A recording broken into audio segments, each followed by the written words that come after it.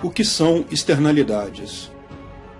Qualquer atividade humana gera uma série de consequências além do objetivo final da atividade. Quando está frio e queimamos lenha, geramos o calor, que é o nosso objetivo principal. Mas também geramos fumaça, cinzas, que são consequências inevitáveis dessa nossa ação, mas não faziam parte do nosso interesse. Absolutamente qualquer atividade humana tem essa característica, de gerar outros efeitos não desejados, além do efeito principal do objetivo da ação.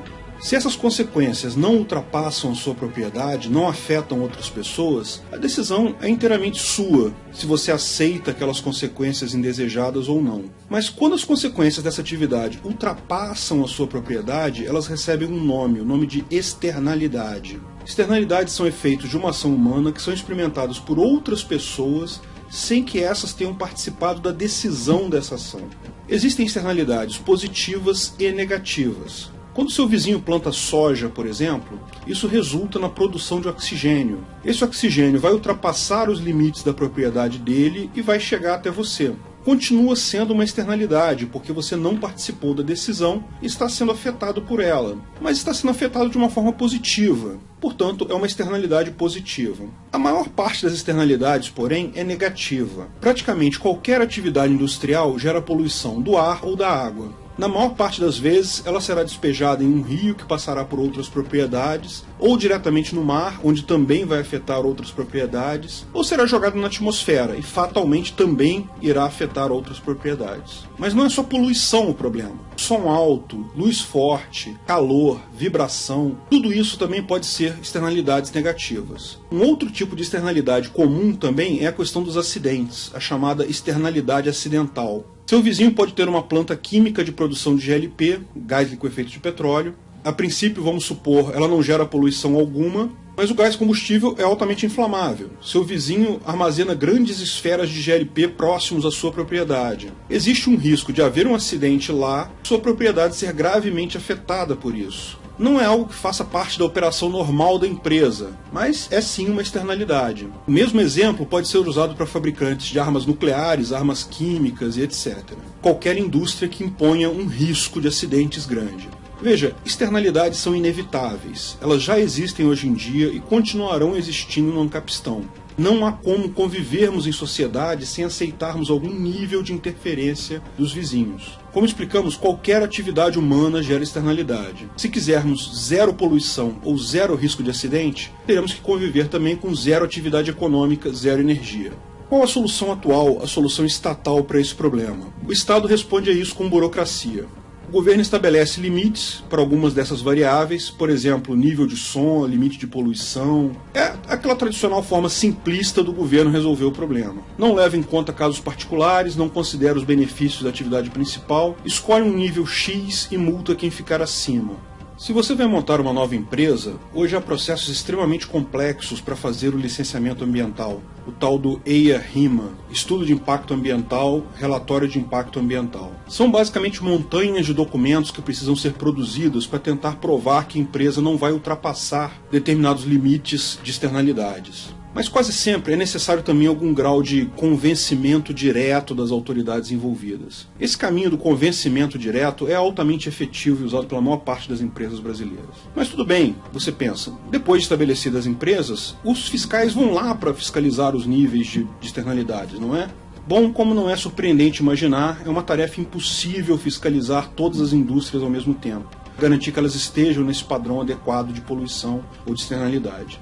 O resultado é que fiscais raramente fazem alguma coisa. E quando fazem, a via do convencimento direto também é muito usada. Como fiscalizar o som alto, que pode acontecer em qualquer casa dos milhões de brasileiros que existem? O fato é que a atividade de fiscalização prévia é aleatória, não é formal e totalmente incapaz de qualquer grau de efetividade. Como boa parte das ações estatais, visa aparentar aquela casca de proteção que, quando vemos com cuidado, simplesmente não serve para nada. Toda vez que explode um restaurante com gás mal instalado, uma barreira de lama desmorona ou outro acidente acontece, a televisão fala da necessidade de mais fiscais, mais regras, etc, etc.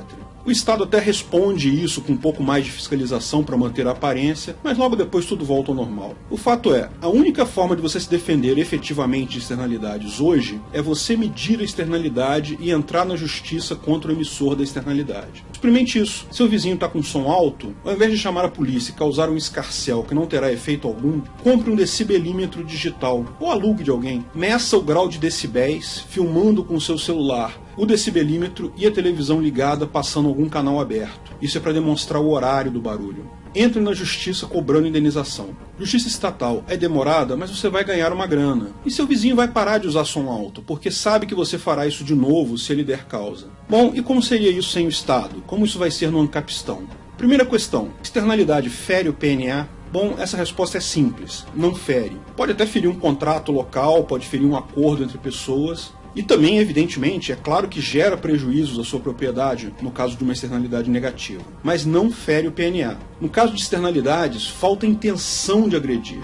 A externalidade é um efeito colateral, é algo que não era intenção do seu causador produzir. Mas é muito importante isso. O fato de não ferir o PNA não significa que você tem que aceitar o prejuízo. Independente de ferir ou não o PNA, você pode sim acionar o causador da externalidade na justiça, cobrando a reparação do prejuízo. Lógico que, no caso do Ancapistão, não há regras ou limites universais para externalidades. Não haverá números absolutos e limites, o que é bom. Limites fixos são prejudiciais para a maior parte dos casos. Acho bastante provável que no Ancapistão as próprias empresas tenham interesse em manter suas externalidades baixas, meramente para manter uma boa imagem e evitar boicote. Também acho bastante provável que complexos industriais, condomínios de empresas e zonas industriais tenham regras próprias, aceitas voluntariamente, para evitar externalidades excessivamente negativas. Mas a grande arma no Ancapistão será a mesma grande arma hoje. A externalidade negativa excessiva pode ser cobrada na justiça. Você ainda vai ter que comprar o decibelímetro, talvez contratar empresas de medição de poluição ou cálculo de riscos de acidentes, mas essa é uma arma que funciona hoje de qualquer forma e vai funcionar ainda melhor no Ancapistão com a nossa justiça privada muito mais rápida. Fiscalização do governo é só uma ilusão barata que te vendem. Como já vimos, os tribunais privados tendem a ser muito mais isentos que os tribunais públicos, tendem a ser muito mais rápidos também,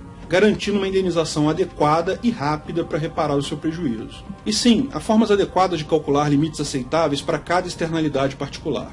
Por exemplo, hoje o nível de risco individual admitido pelos órgãos governamentais brasileiros é em torno de 0,000001 por ano, ou seja, uma chance em 1 milhão de mortes por ano. O INEA, o órgão ambiental do RJ, considera aceitável que uma empresa imponha a você, que mora perto de uma empresa, uma chance em 1 milhão de mortes devido a acidentes. É um limite de externalidade. Poxa, que absurdo, você vai dizer. Quer dizer que há uma chance de eu morrer morando perto da Reduc e o órgão ambiental diz que está ok? Eu quero chance zero. Isso acontece hoje e vai acontecer no Ancapistão também. Sempre haverá riscos, sempre haverão externalidades. Mas de onde tiraram esse número? Por que 0,000001? Em 1970, o pessoal na Inglaterra fez uma avaliação de risco de morte normal. Segundo esse estudo, todos nós temos uma chance de 1 em 10 mil, ou seja, 0,0001 de chance de morrermos em um ano. Morremos devido a qualquer coisa, doença, atropelamento, afogamento, assassinato, etc.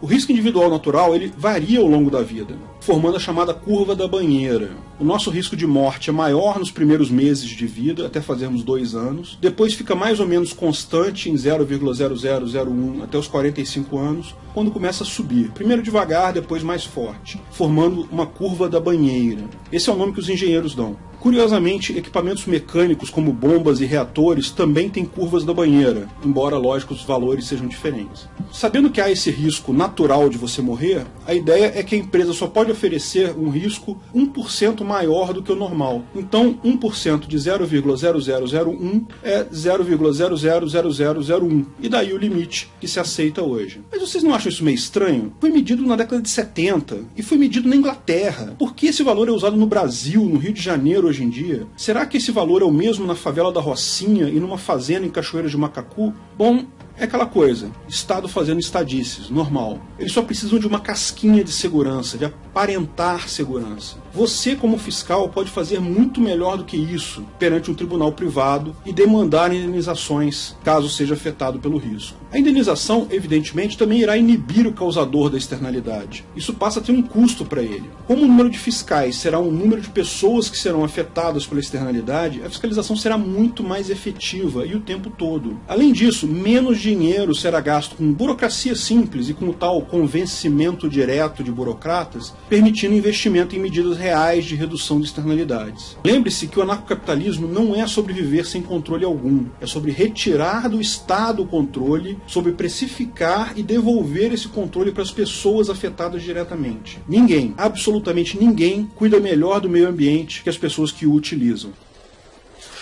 Se você gostou do vídeo, não esqueça de curtir e compartilhar. Clique no logo do canal para assinar e ser avisado de novos vídeos. Quer saber mais sobre o assunto? Veja um desses vídeos que selecionamos para você.